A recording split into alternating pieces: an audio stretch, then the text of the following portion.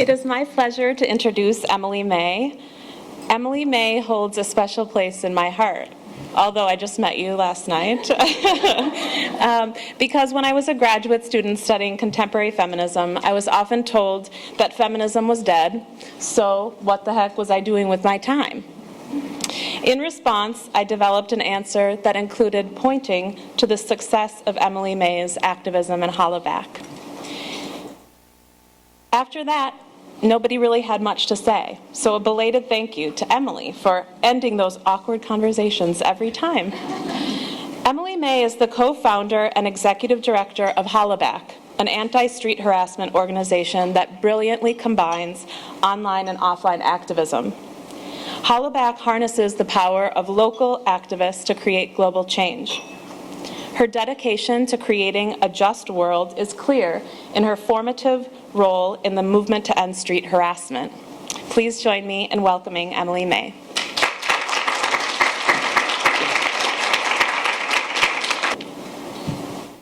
Thank you so much for having me here today, and thank you to the amazing speakers that came before me, Feminista and Tatiana, Professor Giddings, all three sheroes of mine, and I'm really proud to share a stage with you guys. So, do you worry about getting attacked? Feel unsafe walking down the street? Are you worried about getting raped? Well, worry no more, ladies, because there are tons of anti-assault products available to help you not get raped.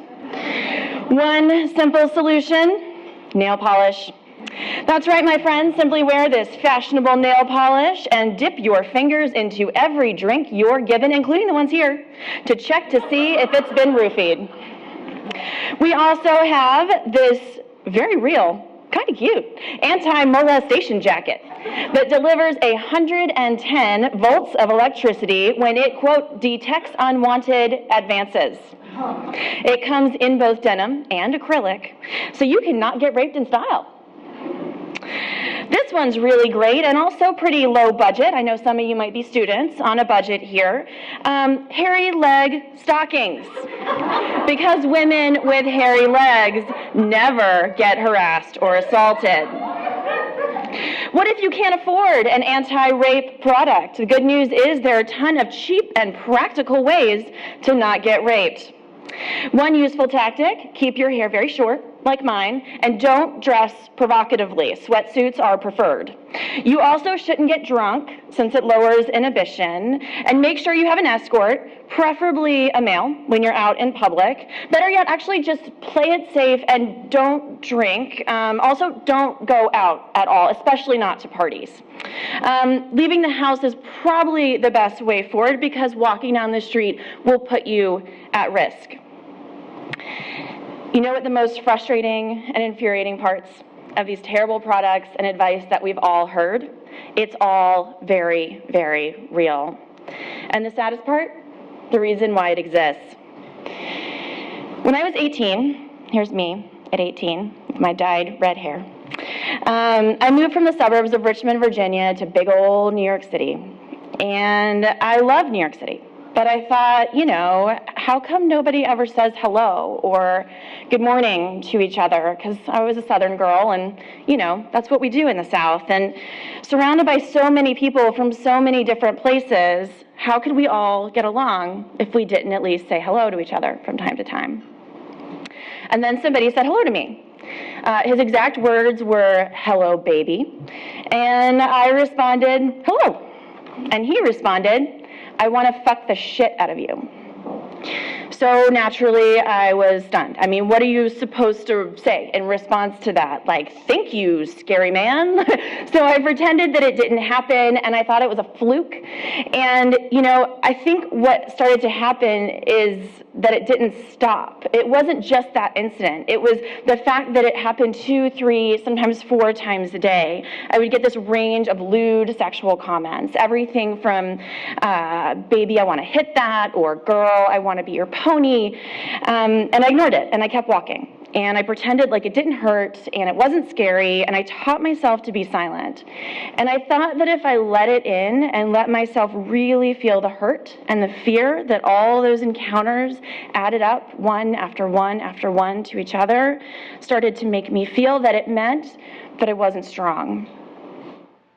And what happened is it slowly started to chip away at me and at my right to be me. I thought that if I wore what I wanted to wear and walked where I wanted to walk and when I wanted to walk there, that somehow that meant that I was asking for it. And with every degrading comment, I felt more and more put in my place. I felt like a woman and not in that cute new dress kind of way. So I resigned myself to the fact that as a woman, I had to fear harassment or worse on a daily basis. I had to avoid this street or not wear this shirt or even buy one of those insane products that we just looked at. I had to adapt to the problem, not try and solve it. But this is just the cost of living in the world as a woman, right? So I want to tell you how we got started. It happened when I was 24, and I was hanging out on a roof deck randomly with some of these folks who later became some good friends of mine. But at that point, we were just talking, and we started to talk about street harassment.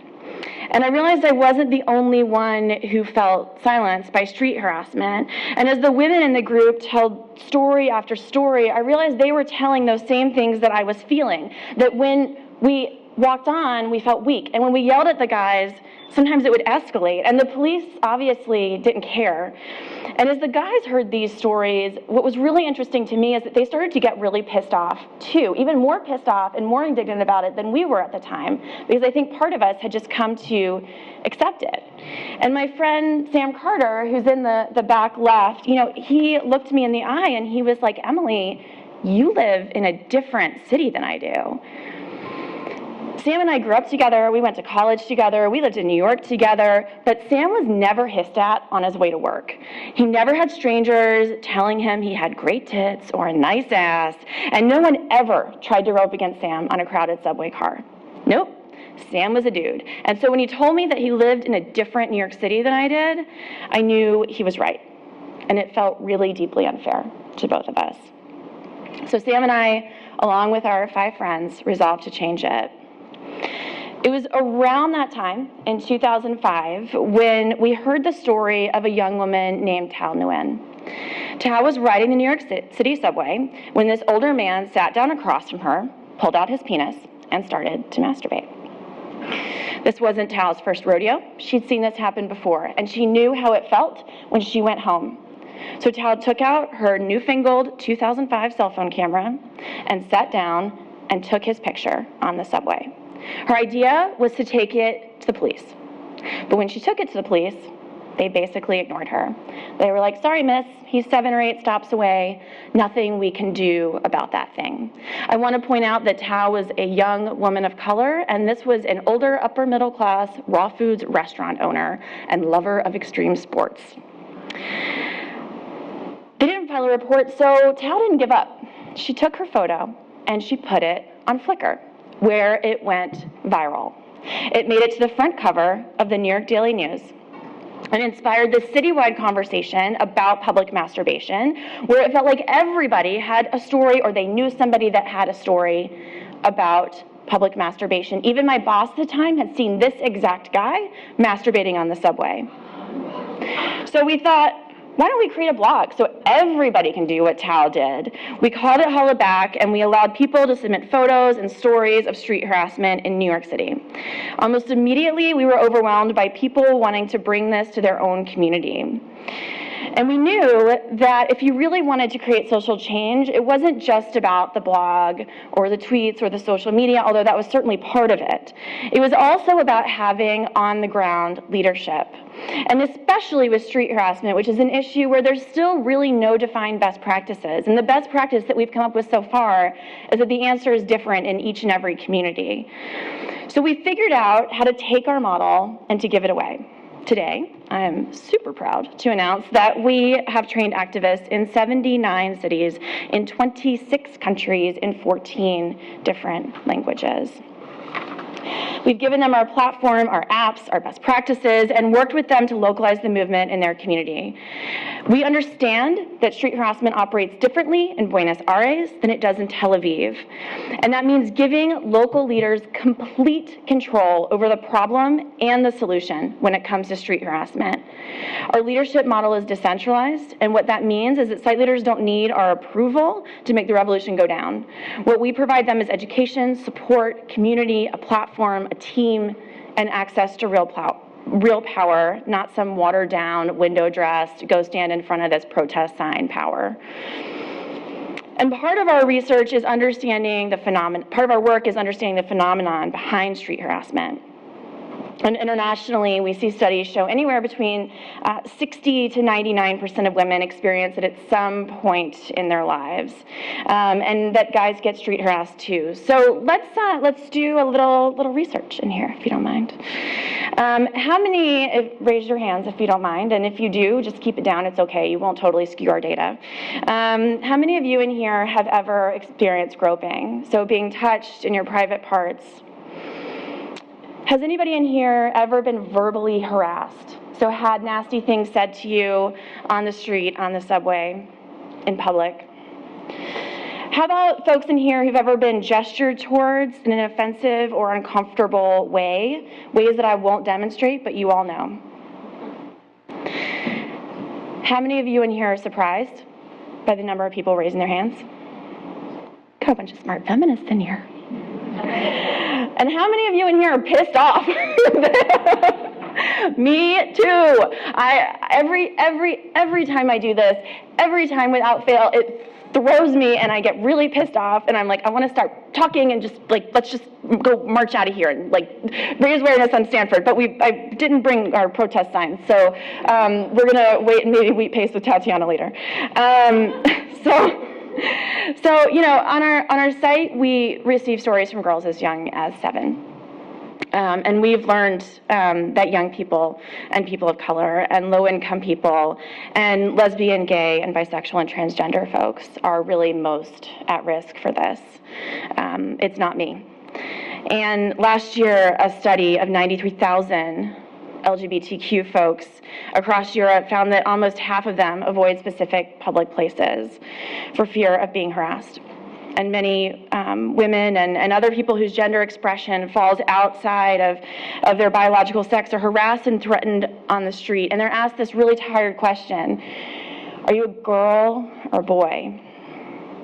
And too many boys, both straight and gay, are called the F word, not feminist, but the other one, for simply being who they are. And besides these numbers and demographics is the deep impact that street harassment has. It can lead to anxiety, depression, post-traumatic stress disorder. In New Delhi and Old Delhi, India, 95% of women say their mobility is restricted because of fear of public harassment. This has obvious and real economic implications as well as personal ones. And it does escalate to violence, as Feminista Jones mentioned earlier today. In Queens, right now, as we speak, there's a 26-year-old woman in a hospital fighting for her life after a guy slashed her throat because she refused his advances. And on Wednesday, a woman named Mary Unique Spears was leaving a funeral when her family was shot, leaving a funeral with her family when she was shot and killed after refusing to give a guy her number. Unique was 27, and she's a mother of 3. I want to just take a moment and have a moment of silence for Unique.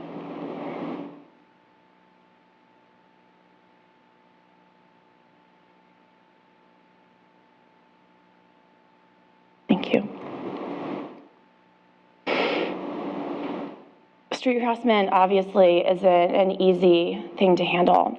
It's not an easy problem to solve. I think if it was, the incredible people who've been fighting it before me would have already solved it. And I think, you know, it's important to look back into history, as Professor Giddings reminds us, also to find a little hope. and to look at movements who have successfully done this thing before. So I find a lot of hope and inspiration personally in Anita Hill. And when I was 10, I remember running down the stairs to school and seeing this magazine cover by the door. And right there on top is the word sexual. And I was 10. So I was like, hallelujah, my mom has left a sex magazine in the foyer. This is awesome. And so, of course, I read it, and I didn't really get it. And I figured out what most of us, know now, that during Anita Hill's 2 years working as Supreme Court Justice Clarence Thomas's assistant, Thomas had continually asked her out, recounted details of porn that he'd watched, and described his anatomy to her. And my mom explained that stuff like this was really common, and it happened to lots of folks, especially women of color. She explained that even though oftentimes it was just words, that sexual harassment creates fear and anxiety, it makes people feel unsafe, it affects their ability to do their jobs. And she said that there are women out there working to make workplaces safe for women, and she hoped by the time I was old enough to enter the workforce, their efforts would be successful, and street harassment wouldn't be so common anymore. So I watched. I sat in front of the nightly news as laws were made and lawsuits were filed and sexual harassment trainings were instituted in offices. There was even a nationwide public service campaign that some of you may remember, where a woman literally shrunk in size as her male coworker harassed her. From the age of 10 to 16, I witnessed workplace harassment go from the price you pay for being a woman in the workplace to something that was universally frowned upon. And as the culture changed, so did the experience of harassment. By the time I entered the workforce as a waitress in a mall restaurant in 1998, I knew that if harassment happened to me, that there were systems in place, there were ways I could respond, and that there were punishments for the offender. But it wasn't an easy fight. And if you watch Anita Hill hearings, she was shamed and mocked publicly by legislators. The press tried to paint the whole thing as some kind of political scandal, and she wasn't believed by many. But she changed the course of history. So when I get the brush off from foundations and idiots trying to tell me that street harassment doesn't matter, that it doesn't exist, that it's not a problem in the United States, or it's not a big deal, I think back to the countless other women in history whose issues were also dismissed as non-issues, like the right to vote or the right to use contraception, because they too were told that their issue wasn't important. It wasn't a big enough deal. And we know that street harassment isn't a new problem. We know that it has probably existed since the advent of streets. And it's worth shouting out, too, that there have been some interventions throughout history. The earliest one that I know of, it's probably not the earliest one, but the earliest one that I know of happened in 1880, where J.P. Morgan Chase's granddaughter brought in a bunch of jiu-jitsu experts from Japan, and they all got trained on how to respond to street harassment, what was then called mashers. And here we have in the 1920s an effort called the Anti-Flirt Club, which is obviously the worst named activist organization on the face of the planet, because flirting is awesome.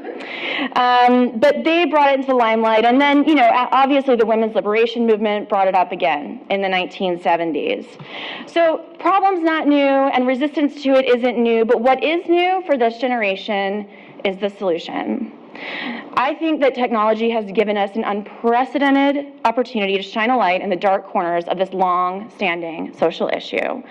Never before have we been able to document street harassment in real time on the go with our Twitter feeds and our iPhone app, and never before have our stories mattered so much. With mobile apps, blogs, and social media, stories are amplified to thousands within minutes, allowing us to build movements faster than ever before. And I think this is really important because when you look at street harassment, you're looking at so many instances over and over and over again. And maybe none of those individual instances, unless they escalate to more extreme forms of violence, will be on the nightly news. But collectively, those instances have the same psychological impact for some folks as does sexual assault and rape.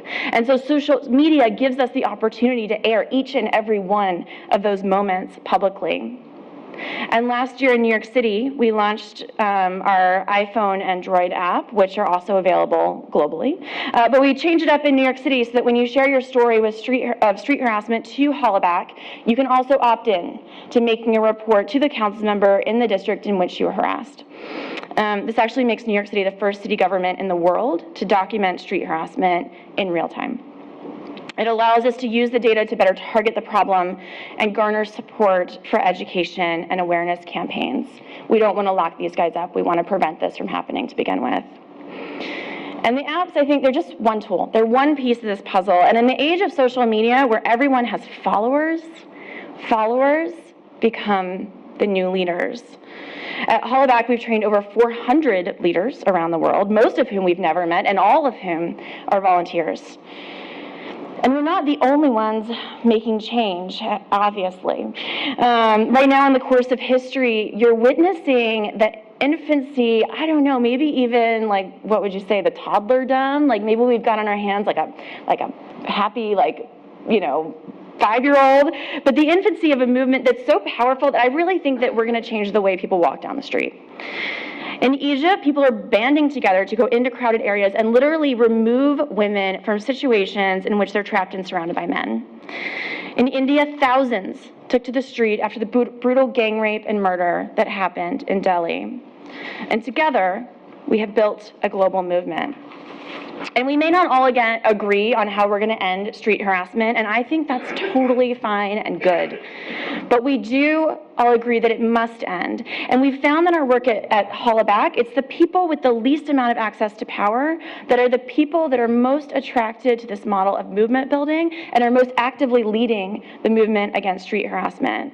Our site leaders are 44% lesbian, gay, bisexual, and transgender. 90% are under the age of 30, a quarter have disabilities, a third are people of color. And through their leadership, they're kicking ass. Hollaback London recently launched their Good Night Out campaign. This is it. So they are going around to bars all around London, targeting the douchiest ones, and training the staff there on how to respond to street harassment and harassment in the bar when they see it happening. And once they get trained, they get one of these little posters up so that folks know that they can go to those staff and that those staff have been trained. Hollaback Philly, and just a couple weeks ago, Hollaback Boston, got these beautiful ads on their transit systems. And as we speak, our site leaders around the world are actually banding together to do the first ever global comparative study of street harassment. So these are just a few examples of the hundreds of stories that we have from volunteers creating change around the globe. And I think what I want to leave you with is that online activism is not about making it easier to sign a petition or tell your friends about a thing that you care about. It's bringing solutions to issues that used to be considered hopeless. It's giving voice to people who used to be silenced. And it's a reminder that sexual violence isn't something that happens to those people over there. It's something that happens to all of us. Street harassment shouldn't be a fact of life. It shouldn't be the cost for being a woman, or being gay, or being transgender, or being a person of color. We deserve to ride the train without being groped. We deserved to walk down the street without a friggin' jacket of 110 volts of electricity. We deserve to just be safe and to be who we are. And I want to live in a world where I can simply say good morning to a stranger on the street without worrying that there might be repercussions. And we may not be able to end street harassment today, although we can try. But I want to live in a world where street harassment is a rarity, where it is frowned upon, not shrugged at. So many others have stepped up courageously throughout history and changed the course of history. And I think that if we work together, we can continue that trend. And I think that begins with us telling our stories. I think we can transform our experiences of street harassment from something isolating and silencing to something that's shareable and empowering. Right here, today, we have the power to change the culture by changing the narrative. So share your story, and let's tell everyone what's wrong so they can see what is possible. And let's make what's possible a reality. Thank you.